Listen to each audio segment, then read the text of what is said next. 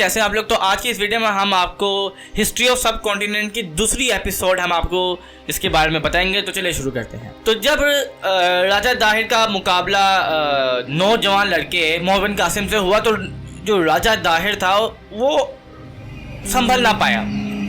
खैर सच सा ये हुआ था कि जब जो मोहम्मद कासिम था उसने उसका जो किला था, हिंदुओं का जो टेम्पल था, जो मैं आज ये पाकिस्तान के मतलब लाहौर में था या आसपास कहीं था, अगर इधर की था, तो क्योंकि शहरों के नाम बदलते रहते हैं बार बार, वो इतना पुराना, तो शहरों के नाम बहुत बदले हैं इस टाइम। तो जैसे पहले चेन्नई को मदारस कहा जाता था और फिर आगे उसका पता नहीं मदारस को पहले क्या कहा जाता था, तो इसलिए मुंबई को बॉम्बे, इसी तरह हर एक दो सदी के बाद शहरों के नाम तब्दील होते रहते हैं। तो मोहम्मद कासिम को एक आम इंसान ने कहा कि अगर तुम जीतना चाहते हो तो उस राजा दाहिर के जो टेम्पल है उस पर जो गुंबद है उसको काट दो। उसने काट दिया और वो जीत गया। और बनु उमैया जो कि आज़ सल्लम की इजाज़त के बाद जो सऊदी अरब की जो पहली स्टेट थी वो दमिश्क से लेकर, मतलब सऊदी अरेबिया, दमिश्क और आगे से लेकर मुल्तान तक आ गई थी। मुल्तान से आगे उसे पेशकदमी नहीं की। बाद लोग ये कहते हैं कि उसके अंदर इतनी सख्त नहीं थी कि वो आगे पेशकदमी कर सके। बाद ये लोग कहते हैं कि वो इतना आगे तक जाना उसके लिए मुश्किल था कि अब मुल्तान से आगे जाए। बाद लोग ये कहते हैं कि वहाँ पे सिखों का राज था, पंजाब बेसिकली सिखों का था, और वो सिख उस टाइम दिलेर कौम थे, आज भी दिलेर कौम, तो वो आगे मुश्किल था उसके लिए पेशकदमी करना। तो 700 से लेके 1000 सदी तक इंडिया में बहुत सारी, पूरे हिंदुस्तान में, बंगाल ये इधर अपने में बहुत सारी हिंदू स्टेट्स बनती रही। इतनी हिंदू स्टेट्स बनी, आप ये समझ लें कि जितनी इंडिया में 27-28 रियासतें हैं इंडिया में, तो इतनी ही राउंड अबाउट हिंदुओं की या वो थी सल्तनतें थी, क्योंकि उस टाइम इंडिया पूरा गठजोड़ था, सब कॉन्टिनेंट। अब ये हुआ कि हर गुजरते साथ साथ आते गए लोग हिंदुओं ने अपने टेम्पल बना लिए, वो लंबे। तो लेकिन एक ये भी था कि सिंध और जो पंजाब जो हिंदुओं और सिखों का गढ़ हुआ करता था, क्योंकि तो मुसलमान थे ही नहीं, वहाँ पे लोग आहिस्ता मोहम्मद कासिम की वजह से मुसलमान होना शुरू हो गए। आहिस्ता लोग मुसलमान होना शुरू हो गए। अब ऐसा यहाँ पे लोग मुसलमान होना शुरू हो गए। अब जो पाकिस्तान के साथ जो दो इस्लामिक मुल्क बनते थे, एक ईरान और दूसरा अफगानिस्तान, वहाँ पे लोगों ने देखना शुरू कर दिया कि आहिस्ता सिंध और पंजाब में लोग मुसलमान होना शुरू हो गए। जब लोग मुसलमान होना शुरू हो गए तो उन्होंने कहा कि अब हम यहाँ पे आके हम अपने इस्लाम की सरबुलंदी करेंगे, यहाँ पे जो मुसलमान नहीं हैं हम यहाँ पे प्रीच करेंगे। तो बहुत से अल्लाह के बुजुर्गाने दीन आए जिन्होंने सादा तरीन ज़िंदगी गुजारी, पुराने कपड़े, एक हल्की सी चप्पल और ऊपर टोपी, वही सारी ज़िंदगी उन्होंने पहना, एक आम सी बिल्कुल नॉर्मल लाइफ गुजारी उन्होंने।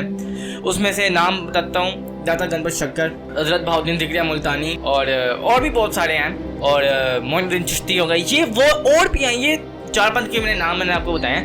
ये वो लोग थे जिन्होंने ये इंडिया, पाकिस्तान का पंजाब, स्पेशली लाहौर, क्योंकि उस टाइम जो लाहौर था ये सिखों का गढ़ था, इसलिए जितने भी बादशाह जाते थे वो यहाँ पे आके ठहरते थे। सिखों के बादशाह भी यहाँ पे आके ठहरे, मुसलमानों के बादशाह, क्योंकि उस टाइम भी लाहौर पूरे, आप समझ ले, बड़े शहर का स्टाइल आइकन था, एक किस्म का समझ स्टाइल आइकन उस टाइम भी था, और आज पाकिस्तान का ये स्टाइल आइकन है 12 मिलियन पॉपुलेशन के साथ। तो इसी तरह वो जितने भी मोइनुद्दीन चिश्ती रहमतुल्लाह अलैह हो गए, दाता गणपत शक्कर हो गए हैं, दाता साहब हो गए हैं, जितने भी हैं जहाँ पे रोज़ाना लोग जाते हैं, जिनको 800, 700, 1000 साल हो गए उनको फोत हुए, लेकिन लोग आज भी जाते हैं अकीदत से, फातह खाने कराते हैं। ये अकीदत है लोगों का, बड़ा प्यार है उनका लोगों का। तो ये है, अब यहाँ से इस्लाम निकला।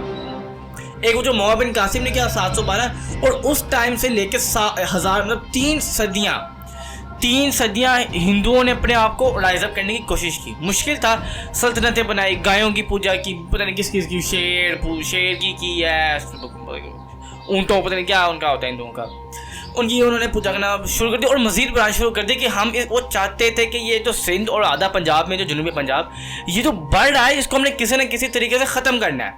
अब 1000 सदी में, 1000 ईस्वी में या 300 हिजरी में, ये अल्लाह के नेक वली उठे, कोई अफ़गानिस्तान से उठे, कोई ईरान से आए, कोई इराक़ से आए, कोई दमिश्क से आए, कोई कहाँ से आए, ये जितने, और कुछ सऊदी अरब से आए, ये जितने भी अल्लाह के जो नेक बंदे थे, जो कि जिसका बहुत कम लोगों को पता होता है या सिर्फ जो इस्लाम की तबलीग करते हैं, वो आए, उन्होंने अपनी पूरी सारी ज़िंदगी उन्होंने अल्लाह की तबलीग पे लगा दी कि अल्लाह एक है, रसूल पाक सल्लल्लाहु अलैहि वसल्लम अल्लाह के आखिरी नबी हैं, ये नबी है, इस्लाम इतना खूबसूरत मज़हब है, इस्लाम कहता है कि बादशाह और एक काम नहीं आया, दोनों इक्वल है, बस उसका थोड़ा सा मर्तबा बढ़ा है क्योंकि वो हाकिम है। लेकिन अगर हाकिम भी गुनाह करता है उसको भी सज़ा मिलेगी और आम आदमी गुनाह करता है उसको भी सज़ा मिलेगी।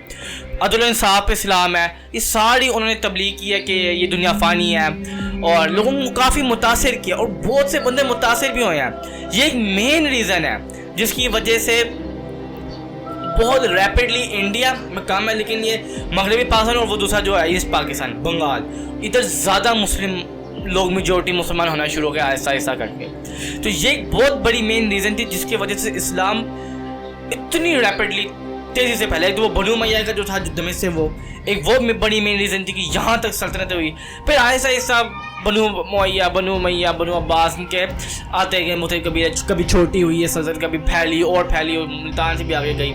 तो ये फिर भावलपुर जो साउथ पंजाब में जिसको आज के मुंह नहीं लगाता, उस टाइम भावलपुर एक पूरी सल्तनत थी। कुछ कहते थे कि ये स्टार्टिंग में हिंदुओं की थी, स्टार्टिंग में, बाद में कहते थे कि जब इस्लाम आया तबलीग शुरू हो गई तो ये फिर मुस्लिम में कन्वर्ट हो गया। और इसका जो बादशाह था वो बहुत बड़ा नवाब था, मुसलमान था लेकिन नवाब था, या ये बहुत बड़ा था मुसलमान। उस टाइम बावलपुर, उस टाइम जब इस्लाम फैल रहा था तो बावलपुर एक बहुत बड़ी सल्तनत थी इस्लामिक लोगों के लिए, मुसलमानों के लिए। तो ये था मेन चीज़ जिसकी वजह से इस्लाम फैला। ये थे जो मैंने आपको 4 बुजुर्ग बताए, 4 तो नहीं थे, बहुत बुजुर्ग आए, बहुत सारे आए। ईरान से आए, खुरासान से आए, दमिश्क से आए, इराक से आए, बगदाद से आए, सऊदी अरब से आए और भी कई मुस्लिम ममालिक से आए और उन्होंने इस्लाम की तबलीग की।